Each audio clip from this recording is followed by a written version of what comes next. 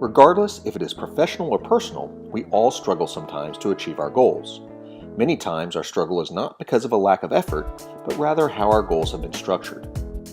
Anytime you set a goal or if you find yourself struggling while working towards a goal, keep in mind the word SMART. SMART is an acronym that can be used to help evaluate and add structure to your goals.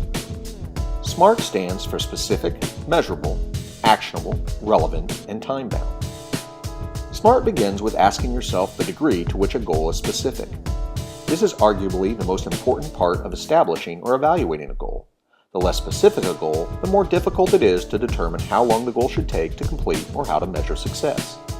Consider the difference between a goal to get healthy versus the goal to lose weight versus the goal to lose 10 pounds. The goal to get healthy is much less specific than a goal to lose 10 pounds. The next question to ask: how is the goal measured? What determines success?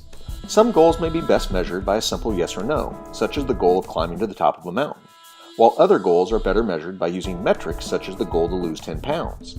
The key to measurement is making sure that in whatever way the goal is measured, it accurately reflects success. For instance, if you do not have access to a scale, then measuring weight loss will be difficult and less accurate. An alternative measure may be to track how many inches you have lost around the waist. But to what extent does this accurately reflect the goal? Without access to a reliable way of measuring weight, we may want to consider buying a scale or restructuring our goal. Actionable is not asking yes or no, but how will the goal be achieved? What is our action plan? Do we have the resources and capabilities required to achieve success? If not, what are we lacking? Well-designed goals provide clarity of action. If the actions required to achieve a goal are unclear, or there are a large number of actions that need to be taken, we should consider breaking down the main goal into manageable, actionable sub-goals.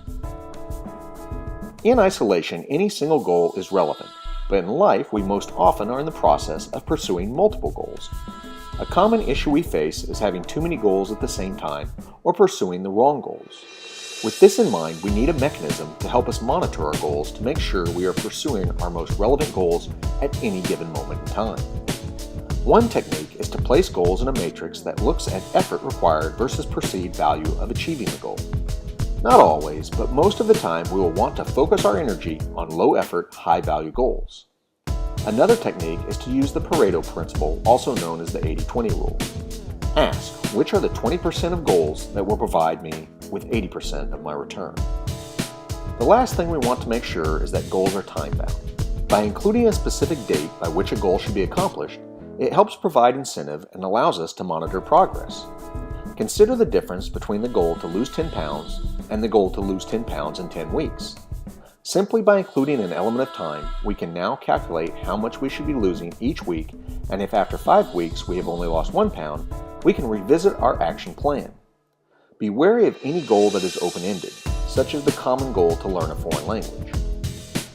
Last, it is important to reinforce that goal setting is not an event.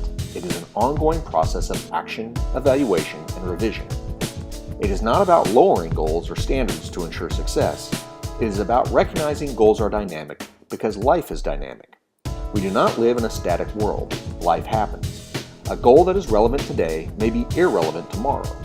When using SMART, stay flexible and motivated by setting aside time to reevaluate your goals on a regular basis.